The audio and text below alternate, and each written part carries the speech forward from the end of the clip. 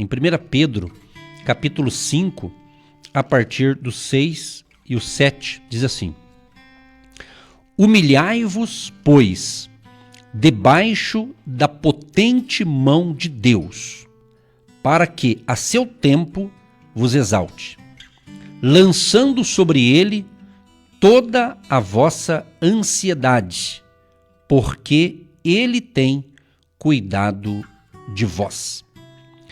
É interessante que aqui está falando sobre alguns deveres de pessoas que servem a Deus, cristãos, sejam jovens, adolescentes, idosos, anciãos, enfim, as pessoas, na realidade, a manter a sua humildade e vigilância. Se você ler o capítulo 5 inteiro, desde o início, aqui está tendo uma admoestação, né, de um líder espiritual para que as pessoas, para que as pessoas se humilhassem debaixo da potente mão de Deus, se humilhar. Uma das maneiras é justamente você reconhecer que precisa de Deus, que precisa do Senhor Jesus. Reconhecer que sem Ele não somos nada. Em João capítulo 15, o verso 5, no finalzinho desse versículo, Jesus diz assim: sem mim nada podereis fazer. Então é você reconhecer, eu preciso de Jesus, eu quero Jesus. Não apenas para Jesus como Deus resolver os problemas difíceis da nossa vida, mas queremos tê-lo como nosso Deus, nosso Senhor, e ter comunhão com esse Deus maravilhoso que deu a sua vida para salvar a nossa vida. Eu estava observando aqui justamente que esses dois textos que eu li, se você ler todo o contexto, a gente percebe que são os relacionamentos interpessoais humildes que ele fala, né? Que haja um relacionamento interpessoal entre pessoas de humildade, né? Que deve ser vividos debaixo da potente mão de Deus. Olha só, debaixo da potente mão de Deus. Por quê, gente? Por quê? Porque é Ele também, é Deus que exalta os humildes a seu tempo. Humilde. Não confunda, não faça confusão entre humildade e pobreza material, vamos assim dizer. Nem todo pobre material é humilde. E nem todo rico é arrogante ou humilde, entendeu como é que é? A humildade não tem nada a ver com posses, tá? Vamos explicar isso aqui. Humildade, a pessoa que é humilde de coração, não tem nada a ver com as suas posses materiais. Deus não está vendo você pelo que você tem. Deus está olhando para você o que você é, o seu ser. Deus não está olhando para o seu carro, para a sua casa, para a sua fazenda, para o seu sítio, para as suas coisas materiais, que têm a sua importância para a sua vivência aqui na terra, mas Deus está vendo você, alma, vida, pessoa. Deus está interessado em você que está me ouvindo agora ou assistindo. Você está entendendo? Deus está interessado na sua vida. Ele deu a vida dele para salvar você, para salvar a minha vida. Então nós temos que compreender que aqui Pedro chama Jesus de o sumo pastor. Né? O sumo pastor, no verso 4, ele diz assim: e quando aparecer o sumo pastor, alcançareis a incorruptível coroa de glória. Coroa de glória. Olha que tremendo, né? Nosso sumo pastor. Então Jesus, nós o chamamos como nosso pastor. Né? O famoso Salmo 23 de Davi, quando ele diz: o Senhor é o meu pastor e nada me faltará. Então nós temos Deus, o Senhor Jesus, como nosso Deus, nosso Salvador, nosso pastor, aquele que cuida de nós. Tanto é que o Senhor Jesus, ele diz aqui no livro, em João, no Evangelho de São João, ele tem um capítulo aqui que ele fala sobre a missão dele como pastor.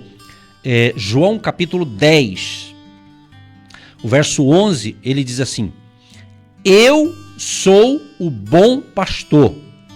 O bom pastor dá a sua vida pelas ovelhas. Se você ler na sua Bíblia, certamente essa palavra pastor está com a letra P maiúscula, se referindo a Jesus. Não é um pastor, um homem ou uma mulher, mas um pastor, a um ser espiritual, ou seja, o próprio Cristo. No verso 14, ele diz assim: eu sou o bom pastor e conheço as minhas ovelhas e das minhas sou conhecido. Olha só que interessante, olha que conexão sensacional. Eu sou o bom pastor, Jesus está falando dele, né? E conheço as minhas ovelhas e das minhas sou conhecido. Então, se você tem Jesus como seu pastor, você conhece ele, né? Você sabe que ele está dentro de você através do Espírito Santo, é ou não é? Então, existe essa conexão que nós falamos, koinonia, comunhão com Deus, essa harmonia gloriosa com o nosso Salvador, Jesus Cristo. Olha o 27, João 10, verso 27. As minhas ovelhas ouvem a minha voz, e eu conheço-as, e elas me seguem. Oh, maravilha, hein? Tá vendo? Então você tem que ter certeza que você está seguindo o pastor verdadeiro, Jesus Cristo, né? Porque ele fala que existe o mercenário, né? O mercenário que não é pastor, de quem não são as ovelhas. O mercenário vira o lobo e deixa as ovelhas e paciência, ele não socorre porque ele é mercenário, né? Mas Jesus não, Jesus é o pastor, o verdadeiro pastor. E observo aqui, justamente nesse texto, que o quarto pronunciamento de Jesus, ele dizendo eu sou de Jesus, proclama-o como o bom pastor. Por quê? Porque ele tinha ali aquela preocupação com as suas ovelhas, né? E já o mercenário, ele não tinha interesse. A conduta de um mercenário, cujo único interesse é a autoconservação. Mas Jesus não, Jesus está interessado. Então, meu amado e minha amada ouvinte, se você declara sua fé em Jesus Cristo, provavelmente então você é ovelha dele. Jesus é o seu pastor. Se você fala com ele, obviamente ele fala com você. Então, voltando agora aqui a 1 Pedro, ele diz justamente, né, no verso 7, 1 Pedro 5,7, lançando sobre ele toda a vossa ansiedade, porque ele tem cuidado de vós. Então você precisa aprender a lançar essa ansiedade para o Senhor Jesus, para o seu pastor Jesus Cristo. É isso. Eu digo a vocês, ansiedade não resolve nada, só piora a situação. Ansiedade, uma das definições, vamos assim dizer, de ansiedade, é você se preocupar com o futuro. É você se preocupar com o amanhã. É você se preocupar com o mês que vem. É você estar vivendo agora, mas estar preocupado com o amanhã. Isso gera uma ansiedade. Isso afeta muito as nossas emoções. Então, aqui ele está dizendo, lance sobre ele toda a vossa ansiedade, tudo aquilo que está te deixando ansioso, ansiosa, lance, descanse no Senhor. Aquilo que eu tenho falado aqui, né, diariamente praticamente, aquilo que é possível você fazer, faça. Mas não queira fazer além do que você não pode. Faça o possível, mas confia no Senhor. Então lance essa ansiedade, esse medo, essa insegurança. Eu sei que você vai falar assim, mas não é fácil. Eu sei que não é fácil, eu também sou humano igual você. Eu também sou igual você em termos de carne, osso, sangue. Sou um ser humano como você. Mas a diferença está na nossa posição de crer, de acreditar em possibilidades. Porque nós não estamos sozinhos. Nós estamos com o pastor Jesus Cristo de Nazaré. Então confia nisso. E eu concluo essa palavra, essa reflexão, agora pescando aqui alguns versículos justamente de Provérbios, capítulo 16. Provérbios 16 aqui vai encaixar muito bem do que eu estou falando. O verso 3, por exemplo, olha só que interessante, em Provérbios 16, o verso 3, eu vou ler em duas Bíblias. Uma diz assim, confia ao Senhor as tuas obras, e teus pensamentos serão estabelecidos. Confia ao Senhor. Agora, olha só essa outra aqui, outras palavras, a mesma coisa, mas com outras palavras para você compreender melhor. Provérbios 16, 3, olha só. Consagre ao Senhor tudo o que você faz, e os seus planos serão bem-sucedidos. Entendeu? Consagre ao Senhor. Se você apresenta a Deus um projeto, apresenta a Deus algo, é você confiar. Essa palavra confia, né? Confia, de confiança, significa justamente entregar. Você entregar nas mãos de Deus, humanamente, parece que é impossível isso, mas entrega nas mãos dele. Porque o possível você vai fazer, mas o impossível Deus fará no tempo dele. Por isso que Pedro estava dizendo lá, lance sobre ele a vossa ansiedade, porque talvez você está ansioso por algo que nem aconteceu. Então descanse no Senhor, descanse em Deus, apresente a Deus a sua vida, a sua família. O que está fazendo você perder o sono? O que está deixando você abalado? Deus não quer isso para a tua vida. Não quer não. Isso é da tua cabeça. Tem muitas coisas que nós, entre aspas, sofremos, é porque a gente fica pensando coisas que não devia pensar. É porque a gente, às vezes, não está tão confiante em Deus. Parece que está botando em xeque. Será que Deus vai me ajudar mesmo? Será que eu vou sair dessa? Será? Se você está fazendo a coisa certa, se você está honrando a Deus, se você está buscando ter o temor do Senhor, que no livro de Provérbios fala muito sobre isso. O temor do Senhor é o princípio da sabedoria. Quem não teme a Deus não tem sabedoria de Deus coisíssima nenhuma. Entende?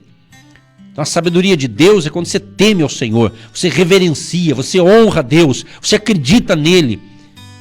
Isso é fé, tem a ver com a fé, a confiança, a certeza que Deus agirá, que Deus proverá. Mas é isso, você tem que ter essa certeza. Aí ele diz também, o verso 1 de Provérbios 16, ao homem pertencem os planos do coração, mas do Senhor vem a resposta da língua. Então você precisa fazer planos, isso é óbvio. Você precisa se planejar, um planejamento, se organizar, você precisa fazer a tua parte. Porque a pessoa também que é totalmente, tem uma vida desorganizada, vamos usar uma palavra bem bagunçada, sabe aquela pessoa que tá com a vida tudo bagunçada, tudo? Então você precisa também, dentro da sua ciência, Deus te deu mente, Deus te deu cérebro, Deus te deu memória, Deus te deu cabeça para pensar. Nós somos um ser pensante. Nós temos que pensar coisa boa e temos que pensar em possibilidades, temos que pensar em solução.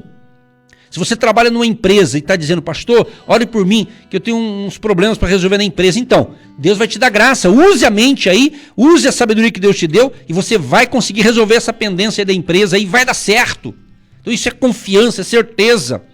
Então pense em possibilidade, pensa, você já está curado, você já está abençoado, pensa, você já está trabalhando, você já está fazendo a coisa certa, então já se veja fazendo aquilo que você tem que fazer, mesmo que aparentemente pareça impossível. Mas o nosso Deus é o Deus do impossível. Lucas 1,37 diz, porque para Deus nada é impossível. Então nós precisamos mais cuidar da nossa mente. Provérbios fala muito sobre isso, não é? Muito. Por exemplo, o verso 9 de 16 de Provérbios diz assim, em seu coração o homem planeja o seu caminho, mas o Senhor determina os seus passos. Então é Deus que vai determinar. Mas nós como coração, como ser pensante, que tem pensamento, vontade, desejo, nós planejamos, por isso que nós oramos para que Deus, de fato, venha guiar os nossos passos, venha guiar as nossas decisões, ou venha dirigir os nossos passos. Então, uma das dicas é você pedir, por isso que a gente ora, Senhor, me dê sabedoria nisso, naquilo, Senhor, eu preciso fazer isso, aquilo, me ajude, me ilumine, se eu estou fazendo a coisa certa, me ajude, se eu estou agindo errado, Senhor, eu quero corrigir a rota, eu não quero desagradar ao Senhor. Então quem teme a Deus, temer a Deus não é medo. Tem pessoas que têm medo de Deus, isso não é bom. Isso é um péssimo sinal. Cristão que tem medo de Deus é sinal que ele está fazendo coisa errada. Não confunda medo. Eu tô com medo, vai que Deus me castigue. Isso é medo. Isso não é temor, isso é medo. Isso é medo. Mas temor, você reverencia. Temer a Deus, você está em casa, você teme a Deus. Você está lá no hotel, numa cidade que você nunca foi, mas está lá para trabalho, a negócios, a um passeio, mas você teme a Deus, você é fiel a Deus. Temer a Deus é ser como José, que a sua família, os seus irmãos o venderam como escravo, mas ele foi fiel. Foi tentado por uma mulher que queria ter um caso com ele, mas ele fugiu daquele pecado. Temer a Deus é isso, é você estar numa terra estranha, mas honrar o Deus que você serve e não negar a sua fé. Isso é uma das dicas de temer ao Senhor, temer a Deus. E não ter medo de Deus, sim temer, honrá-lo, reverenciá-lo. É Deus saber que você, onde você for, você é a mesma pessoa. Porque tem gente que tem 2 caras, 3 caras, né? Ele parece artista, né? De novela. Ele faz um papel que não é ele.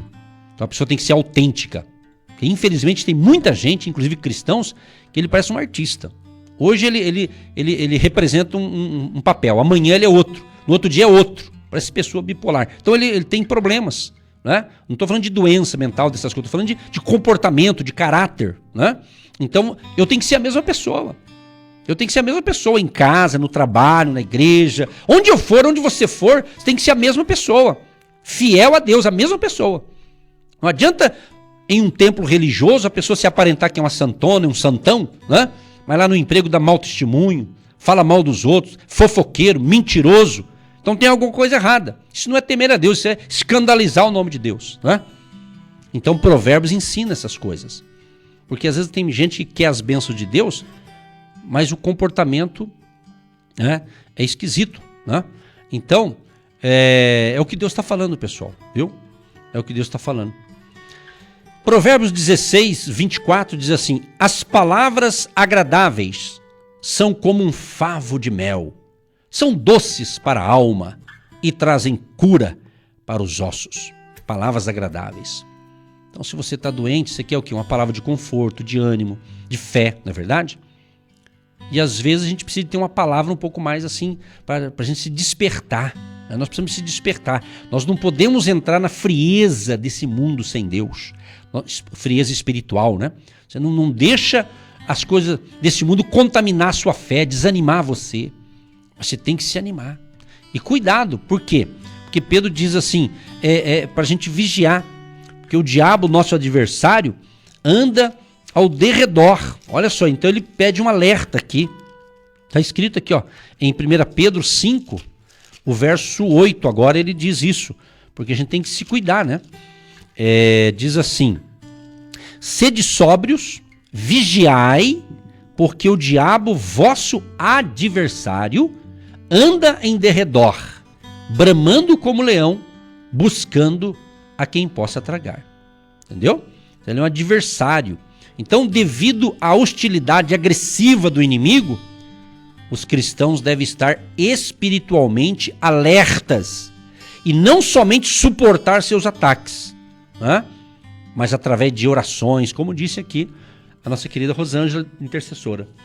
Orando, ela orou por vocês, né? Ela clamou aqui, intercedeu, como todos os homens e mulheres que oram, intercedem, porque existe uma luta espiritual, uma batalha espiritual que você vence através da oração, da intercessão, da busca de Deus. Então, tendo uma palavra boa, você vai falar uma palavra boa e a pessoa que ouvir vai ser curada, vai ser liberta, vai ser abençoada, vai ser transformada pelo poder de Deus. Olha para encerrar aqui o verso 23 e também o 25. O coração do sábio ensina a sua boca, e os seus lábios promovem a instrução. Há caminho que parece reto ao homem, mas no final conduz à morte. Então você vê que a gente percebe nitidamente no livro de Provérbios que está sempre falando do coração da gente, para se cuidar com o coração. Esse coração aqui não é esse músculo maravilhoso que está batendo dentro de mim, eu estou vivo aqui como você está vivo aí também. Não está falando desse coração, a parte física, fisiológica, está falando sentimentos, vontades, desejo que está dentro de você. Por isso que Jesus fala que a boca fala daquilo que está cheio o coração. Por isso que a Bíblia fala também, Provérbios também fala disso, que o coração alegre formoseia o rosto, né? Não é verdade? Quer dizer, então você estando alegre por dentro, feliz por dentro, o teu rosto vai ficar mais bonito, porque você está feliz por dentro. Não é uma felicidade falsa, não é uma alegria falsa, é uma alegria interior. E com isso o exterior se beneficia com esta alegria. Amados e queridos, espero que estas palavras possam ter soado bem aí no teu ouvido físico e espiritual. E você tenha compreendido que Jesus ama você, que Ele é o nosso pastor, que Ele quer o melhor para nós e Ele quer que você sempre o siga. Siga Jesus Cristo. Ande na palavra. Fique com o evangelho simples. Fique com a palavra de Deus. Não vá na onda de pessoas que fiquem inventando um monte de obstáculo para você chegar a Deus. Não precisa nada disso. Isso é invenção humana. Isso é estratégia humana. Isso é estratégia religiosa. Para chegar a Deus, chama-se Jesus Cristo. Jesus diz: eu sou o caminho, a verdade e a vida. Ninguém vem ao Pai a não ser por mim. Jesus é suficiente. Ele deu a sua vida para salvar a sua vida. Querido Deus e Pai, quero te agradecer por esta programação de segunda a sexta-feira, neste horário. Estamos aqui levando fé, esperança e palavra de sabedoria, pérolas de sabedoria. Ó Deus Todo-Poderoso, muito obrigado por todos que estão nos ouvindo, que participaram através de e-mails, através do WhatsApp, através do telefone fixo de hoje. Obrigado por todos que nos ouvem e onde chega esse momento de fé, de palavra e de orações, chega ali o agir de Deus. Nós repreendemos todo o mal, repreendemos essa doença, esse câncer, esse vírus, esse mal-estar e todos os pedidos, Pai, que chegaram para nós durante toda a semana. Que o milagre aconteça neste povo, Pai. Não temos como falar aqui nome por nome, Senhor, porque são muitos pedidos, mas o Senhor sabe. Só a fé do povo de escrever, de pedir, de suplicar, é aquele que ora conosco agora, Pai. Envia uma unção de milagres criativos. Vidas libertas, curadas, salvas e transformadas pelo Teu poder. Abençoa esta água que nós separamos. E aquela ouvinte, Pai, que ligou aqui com um problema na sua garganta.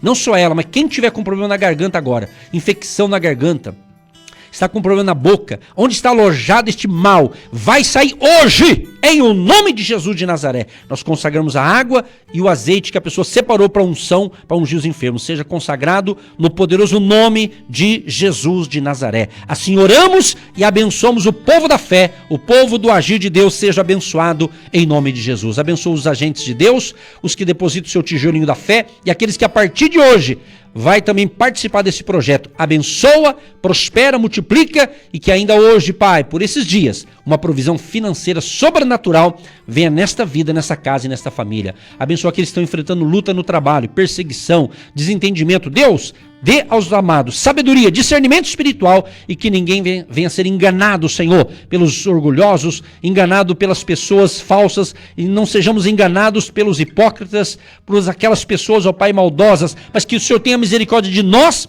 e daqueles que ainda não têm Jesus, para que eles conheçam a verdade, Jesus Cristo, o caminho, a verdade e a vida. Nos livra de todo mal, Senhor, e dai-nos uma sexta-feira abençoada, um excelente final de semana, em o nome de Jesus, amém e graças a Deus. Você está ouvindo Agindo Deus, quem impedirá? Você que se identifica com o nosso ministério Agindo Deus, quem impedirá? E tem interesse em investir uma oferta missionária em nossa programação? Torne-se um agente de Deus e faça parte dessas pessoas de fé que semeiam com fé e vão colher o que semeiam. Anote: Banco do Brasil, agência 1243-2, conta corrente 68630-1. Que Deus prospere a sua vida.